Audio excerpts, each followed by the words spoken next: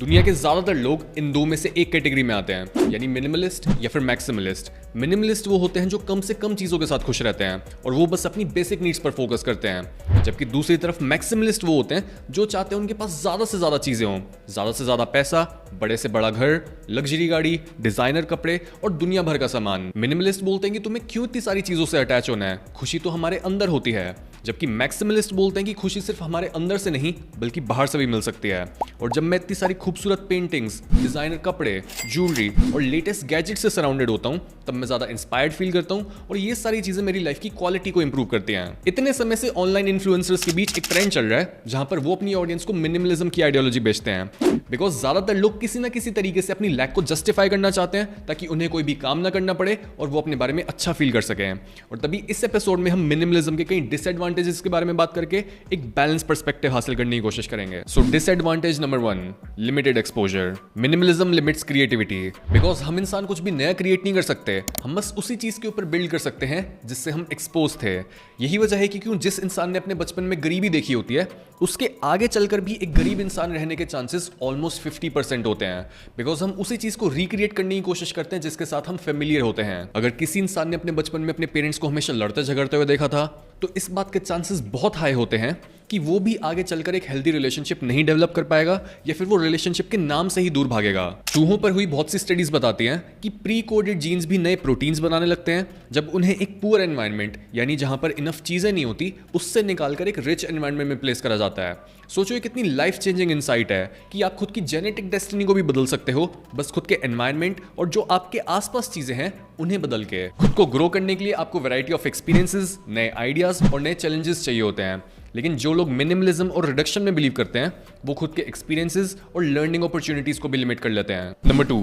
Scarcity mindset. बार बार खुद का मन मार के ये बोलने से कि आपको कुछ नहीं चाहिए, आप खुद को एक ऐसे मेंटल फ्रेमवर्क में बिठा लेते हो जो लिमिटलेस पॉसिबिलिटीज और अबंडेंस माइंडसेट को बेतुका समझता है। अगर मैं आपको एक साइड पर एक मिनिमलिस्ट आर्किटेक्चर और दूसरी साइड पर एक मैक्सिमलिस्ट आर्किटेक्चर दिखाकर ये पूछूं कि कौन सी सराउंडिंग में रहकर आप ज्यादा इंस्पायर्ड, मोटिवेटेड, हैप्पी और दुनिया में नेकी लाने की सोचोगे, तो चांसेस हैं कि आप में से 99% लोग एक मैक्सिमलिस्ट, यूनिक और ब्यूटीफुल सराउंडिंग को ही प्रेफर करोगे। बिकॉज किसी भी खूबसूरत चीज को पहचानने के लिए हमारे अंदर भी उस खूबसूरती का एक अंश होना जरूरी होता है, जिस वजह से जब भी हम फील गुड चीजों या फिर ब्यूटीफुल चीजों से सराउंडेड होते हैं तब ये सारी चीजें हमें याद दिलाती हैं कि हम भी दुनिया में ब्यूटी को लाने के काबिल हैं। Number 3, limited self expression. हम चीजों को यूज करते हैं खुद को एक्सप्रेस करने के लिए, और तभी जब भी हम किसी इंसान से मिलते हैं तब हम उन्हें समझने की कोशिश करते हैं उनके कपड़ों, उनके घर के इंटीरियर और ना जाने किन किन चीजों से। आपने शायद ये खुद भी एक्सपीरियंस करो या फिर किसी दूसरे इंसान से सुनो कि जब भी आप किसी इंटरव्यू में जा रहे हो तब अपनी शर्ट को प्रेस करके अपने शूज को पॉलिश करके जाओ,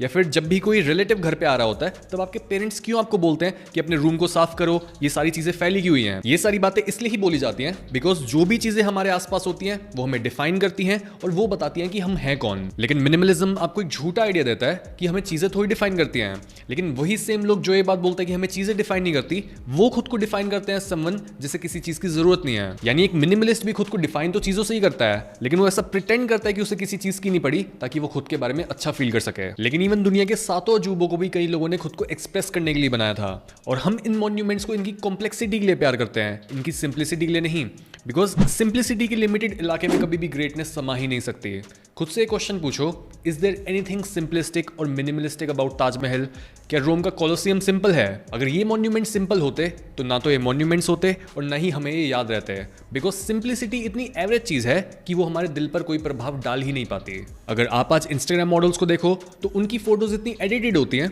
कि उनकी स्किन पर ना तो कोई स्ट्रेच मार्क होता है, उनका फेस एकदम परफेक्ट और स्पॉटलेस होता है, और उन्हें देखकर ऐसा लगता है कि उन्होंने जिंदगी को जिया ही नहीं है और उनके पास सुनाने के लिए कोई कहानी नहीं है। ये रिजल्ट होता है जब एक सोसाइटी मिनिमलिज्म जैसी आइडियोलॉजीज को प्रमोट करती है। आइडियोलॉजी का मतलब होता है कि एक इंसान किन आइडियाज और आइडियल्स में बिलीव करता है, और सच बताऊं तो किसी भी तरह की आइडियोलॉजी सही नहीं होती। आप में से बहुत से लोगों ने ऑलरेडी ये डिसाइड कर लिया होगा कि दूसरे साइड की आर्ग्यूमेंट चाहे कुछ भी हो, मैं तो एक मिनिमलिस्ट या फिर मैक्सिमलिस्ट हूं। लेकिन सच किसी भी एक एक्सट्रीम साइड पर जाकर नहीं बैठ जाता, सच हमेशा दोनों साइड्स के बीच में झूल रहा होता है। और सच ये है कि हमारे अंदर एक ऐसी साइड है जो ये चाहती है कि हम एक सिंपल और एक बहुत शांत जिंदगी जिएं,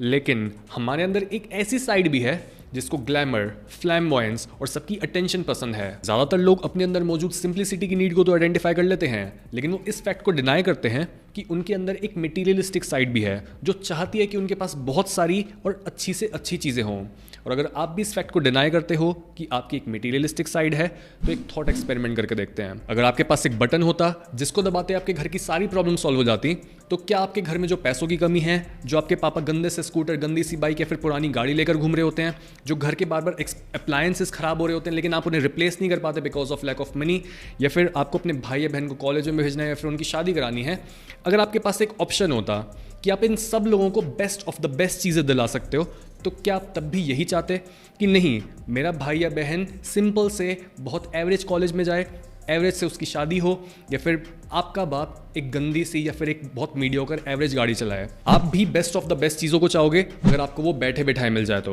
लेकिन just because best of the best चीज़ों को पाने के लिए बहुत ज़्यादा मेहनत लगती है, तो कॉमन एक्सक्यूज यही बन जाता है कि मेरे को वो चाहिए ही नहीं। इसके बजाय आपका एटीट्यूड ये होना चाहिए कि हाँ, मुझे दुनिया के बेस्ट एक्सपीरियंसेस और बेस्ट चीज़ें चाहिए, लेकिन मैं इतना स्पिरिचुअली इवॉल्व हूँ कि मैं किसी भी चीज़ से अटैच नहीं होने वाला। जिस भी इंसान के अंदर जरा सी भी स्पिरिचुअल इंक्लिनेशन होती है या फिर उसके अंदर बहुत ज़्यादा भूख होती है परम सच को जानने की, वो इंसान कभी भी चीज़ों को यूज़ नहीं करता अपने अंदर के खोखलेपन को भरने के लिए। ये मिनिमलिज्म और मैक्सिमलिज्म जैसी आइडियोलॉजीज वो लोग यूज करते हैं जो स्पिरिचुअली बैंकरप्ट और गॉडलेस होते हैं। Minimalism is a godless behaviour and so is maximalism. इस कोट को हमेशा याद रखना।